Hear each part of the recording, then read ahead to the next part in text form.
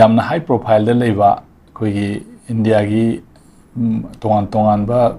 sinpham singda sign torumba music singna punchalaga independent inquiry ma tawbani hairiba sigi report amoi lamai chatruk pale na phongi basi nakan kya degi hojik bias lai si evidence yaudaba yumpham yaudaba moina ada bhamna sara phongmani khotpani haidana hojik complaint mayam tawnare tongan manipur gi civil society organization the even MP yauna masi withdraw tawgadabni kogadabni haiba mayam thamnare aigi wafam di masigi posi da government na sigumba yamna serious oba issue sideda report ka si phongba yabra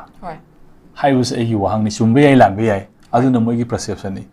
ID high river report si inquiry ama government na laukalaga tawriya ba hoji ongoing process ama ne ba sidai da government na tumin na yengchen na moi report am phonge haraga akoina civil society organization na adu na da na haiba na taba sugumba porpu noina phongba yabra sumba tawba yabra na moi mathak sida government na kadubagi action laukatri no chumba yai lambe ay chumba lamba du tongan bo phum ma thamgro ko ai gi pen da report mai perception am hai basi ya brasini ai gi issue ai gi khangje da bagi hangmani ko ina ai na joma phonga di natra khoi hum nam phonga di kam ta si phong phong ya bra basi si authority amana commission tawdana manipur gi leriba kaino sidai da tongan ba CBI gi ro gi India gi agency myam masida intervene tawga masika aji kaino tawdana hoji si masigi positive gatana commission semna tawrga leriba pot ne ba madu dai da tholak ba bawda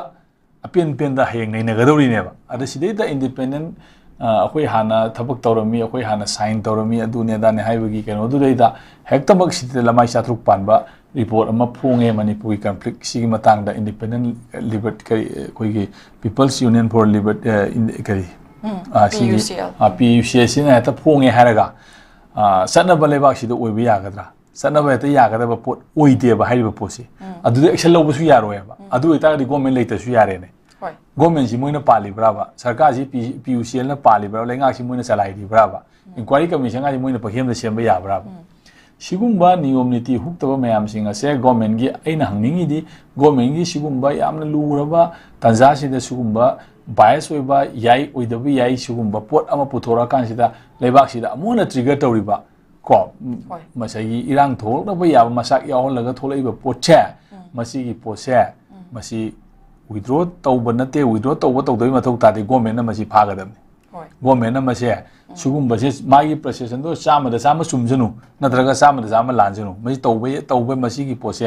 tawhiba thabak nate adu tawroi dabani masi sugumba tawbagi damakta government na masi adu itaga di state siling da su yare ma thok potok tonaraga yare dana ko ai ni inquiry tawri adu tawda tawri na adu gumba pot mayam sing se si samna hakanda si gi posi adum moi gi si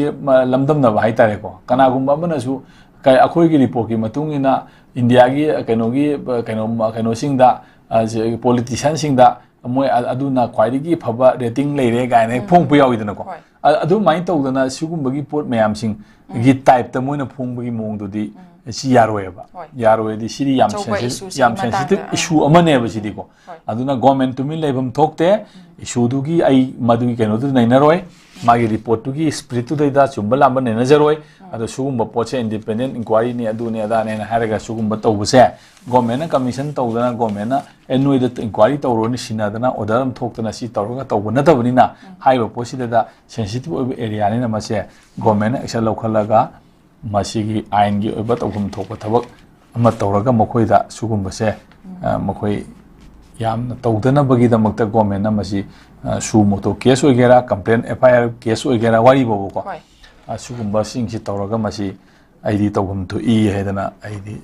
sumaina tamjini hoi thagachari oja mathangda muk lakchage khoi chaliba august tha asigi loisilakpaga loinana thangnaba mathangi september tha da natrabasu october da prime minister narendra modi manipur da lakani haiba wafam dagi mahaki khongchat ki mangoinana ministry of home affairs ki union state minister bandi sanjay kumar hayeng manipur da lakani haina thorang taram labasu cancel tawkhre haina oja yauri paw se khoi gi lakani na taram base khudak ta cancel cancel tawkhibagi wafam dune oza wafam asiga mari lenane khoi Prime Minister Narendra Modi na Manipur da lakpagi wafam laikhai tadrabasu numit ni gi khongchata Assam da mathangi thagi tarahumdoi ta chatkadori haibo wafam jine oza sumaina khoi mamang da thengkang kya khoi Prime Minister se Manipur da lakadori even adagi Manipur gi praja miyam na su lakpinaba miyamam su tawba laikhrabani digi wafa adubu ngasigi paw sigi matung ina di oza mak khoi lakani haibagi wafam se mami samjalakpagi paw dune leijari se oza kari wafam thambi masi Prime Minister ama lakpa haibase magi akoi maitai gi loan haigadra akoi minister ama hana tharaktuna inquiry akoi haming thaba haigadra hana koina keno ma akoi hana mission ama haitare ko adugi mawong dani mana mai keno ma akoi home minister ama akoi state home minister ama ko sigi pot ama akoi sida thara aga kholaga yengjanni khol yengjan ma security arrangement ma leba ki piom yenguna baina madugi potugi arrangement dugi thara ka dorim neba adu cancel tawgi targadi haibasi adum Prime Minister lakpai khongchasi adum